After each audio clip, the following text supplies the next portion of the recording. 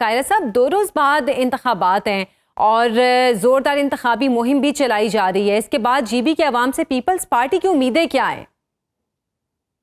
بہت شکریہ جی. ایک تو آپ نے بڑا درست کہا کہ یہ عمومی رویہ نہیں ہے، ایسا ہوتا ہے ہر دور میں. ہماری گورنمنٹ ہوتی تھی تو ہمیں اج مل جاتا تھا، دوسروں کی گورنمنٹ ہوتی ہے تو ان کو اج ملتا ہے.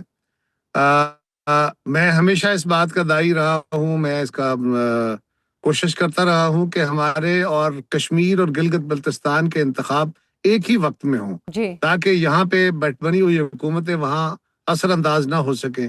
جس طرح بھی ہمیں نظر آ رہا ہے کہ کئی وزراء جو ہیں وہ جا کے وہاں پروجیکٹ اناؤنس کر رہے ہیں، وہ لیپ ٹاپ بانٹ رہے ہیں، بلا عادل قیاس اور کئی طریقے ہوتے ہیں.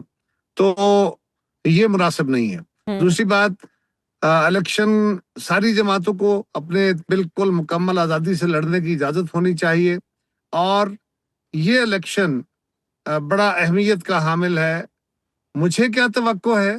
مجھے توقع یہ ہے کہ پاکستان پیپلز پارٹی گلگت بلتستان کے لوگوں کے دلوں کے ہمیشہ قریب رہی ہے. بالکل. اور شہید ذوالفقار علی بھٹو سے لے کے جنہوں نے وہاں سے راجگیری نظام کا خاتمہ کیا، جنہوں نے وہاں سے ایف سی آر کا خاتمہ کیا، ظلم و جبر کے قانون ختم کیے، عام آدمی کو ریاست کا شہری بنایا، اور پھر ان کو حقوق دیے، ان کو سبسڈیاں دیں، وہ گندم کی سبسڈی ہو، وہ تیل کی سبسڈی ہو، ان کو مراعات دیں، ان کو سہولتیں فراہم کی. اسی طرح ان کے بعد محترمہ بینظیر بھٹو شہید کی گورنمنٹ آئی تو بی بی شہید نے گلگت بلتستان کو کونسل کا درجہ دے کے وہاں پہ سیاسی جماعتوں پہ مشتمل الیکٹورل پروسیس کے تحت آئی ہوئے نمائندوں کی اپنی حکومت بنانے کا پروسیس شروع کیا. وہ اس کے بعد انہوں نے اور بہت سارے کام وہاں پہ کیے. پھر زرداری صاحب کے قیادت میں ہماری جو گورنمنٹ 2008 میں آئی، اس وقت میں کشمیر افیئرز کا وزیر تھا، اور وہاں پہ ہم نے گلگت بلتستان امپاورمنٹ آرڈر دیا. وہ آج والا نظام جہاں پہ ان کا مکمل طور پہ اپنا ایک صوبائی سیٹ اپ ہے، ہاں ایک آئینی حیثیت نہیں ہے لیکن ایک مکمل صوبائی سیٹ اپ ہے، ان کو مکمل اختیارات ہیں. اب ایک سفر ان کا رہ گیا، انشاءاللہ وہ بھی پیپلز پارٹی طے کرے گی. اسی طرح اگر ترقیاتی کاموں کی باتیں کریں، ہم نے بھی بہت کیے، باقی جماعتیں بھی کلیمنٹ ہیں اور درست ہوں گی، انہوں نے بھی کام کیے. اب لوگ اپنے روایتی رشتے کے ساتھ بھی قائم رہتے ہیں. پچھلی دفعہ سیٹیں تو ہمیں 3 ملی تھیں، انفارچونیٹلی سیٹیں تو ہماری پتہ نہیں کیسے کم ہو گئیں. ووٹ ہم سب سے زیادہ لینے والے تھے، اس دفعہ پہلے سے بھی زیادہ انشاءاللہ تعالی ہم ووٹ بھی لیں گے اور سیٹیں بھی لیں گے. ویسے قائرہ صاحب، یہ امید اس مرتبہ پیپلز پارٹی کو کیوں ہے؟ کیونکہ یہ بات تو ماننے والی ہے جو آپ نے باتیں گنوائی ہیں کہ پیپلز پارٹی کی حکومت نے گلگت بلتستان کے لیے کیا کچھ کیا. یقیناً احسانات ہیں جی بی پر پیپلز پارٹی کے، اور خاص طور پر جو علیحدہ ڈھانچہ قانون ساز اسمبلی کا قیام اور بڑے پیمانے پر ترقیاتی کام کے حوالے سے آپ بھی ذکر کر رہے تھے، وہ پیپلز پارٹی کے دور میں ممکن ہوئے.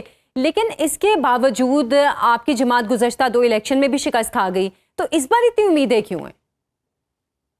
ایک تو میں نے گزارش کی نا جی کہ ہمارے ہاں میں پہلی بات تو یہ ہے کہ ہمارے کوئی احسان نہیں ہے، خدمات ہیں. تو خدمات سے انشاءاللہ ہمیں توقع ہے کہ ہمیں ووٹ ملے گا. پچھلی انتخاب میں نے عرض کیا تھا کہ پچھلے انتخاب میں ہم سب سے زیادہ ووٹ حاصل کرنے والی جماعت تھے، لیکن مرکز میں بیٹھی جماعت نے وہاں جو کچھ کیا وہ آپ ذرا اس کا ریکارڈ کھول کے دیکھیے، ریکارڈ پہ موجود ہے. اس سے پہلے اس سے قبل جو انتخاب ہوا تھا 2013 میں یا 13 کے بعد، تو لوگ اس وقت جب بھی کوئی گورنمنٹ آتی ہے نا جی، گورنمنٹ سے لوگ ناراض اس لیے ہوتے ہیں کہ ہمارے ہاں حکومتوں کے پاس وسائل کم ہوتے ہیں اور مسائل زیادہ ہوتے ہیں، اور لوگوں کو حکومت کے وسائل سے غرض نہیں ہوتی، اپنے مسائل سے غرض ہوتی ہے جنرلی، اور وہ کوئی حکومت بھی عوام کی توقعات پہ پورا نہیں اتر پاتی.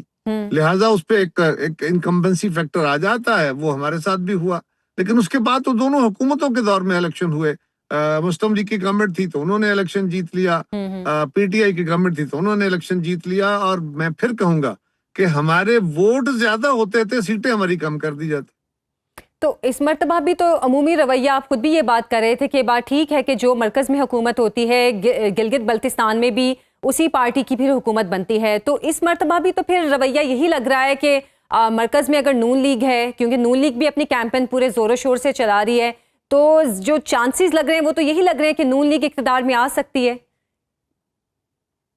ہمیں توقع ہے کہ اس وقت حکومتی مشنری ایسا کام نہیں کرے گی.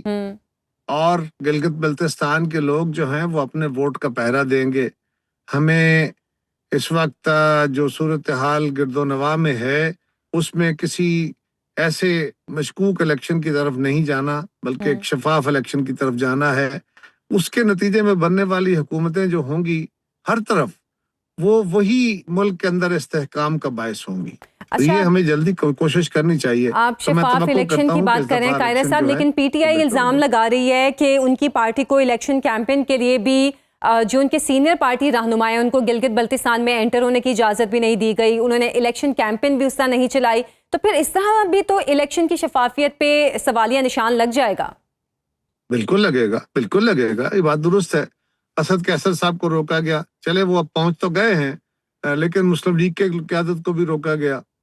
اسی جب اسد قیصر صاحب کا جہاز لیٹ ہوا یا راستہ بلاک ہوا، لیکن کچھ پی ٹی آئی کے کارکنوں کا یا ان کے لیڈروں کا ایک تھا اعتراض کہ ہمیں روک دیا گیا ہے، راستے میں بلاک کیا گیا ہے. بٹ بیرسٹر گوہر صاحب جو چیئرمین ہیں اپنی جماعت کے، وہ تو اپنی پوری زور سے کمپین کر رہے ہیں. اور گلگت بلتستان میں ایک اور صورت بھی ہے، وہاں پہ پی ٹی آئی کے ساری سیٹوں پہ اپنے کینڈیڈیٹ ہیں ہی نہیں. انہوں نے ایم ڈبلیو ایم متحدہ وحدت المسلمین کے ساتھ اتحاد ہے. ایم ڈبلیو ایم کے کینڈیڈیٹ اکثر سیٹوں پہ ہیں، ان کی قیادت بھی بڑے زور سے وہاں کمپین کر رہی ہے، ان کے کارکن بھی کر رہے ہیں، اور ان کے بینرز اور جھنڈے اور ان کا جو پوسٹرز ہیں اور پوری کمپین ہے وہ علامہ ساجد جو ہے راجہ ناصر عباس صاحب اور عمران خان صاحب کی تصویر کے ساتھ ہے، اور اس پہ کوئی رکاوٹ نہیں ہے. وہاں پی ٹی آئی کے فلیگ بھی لگے ہیں.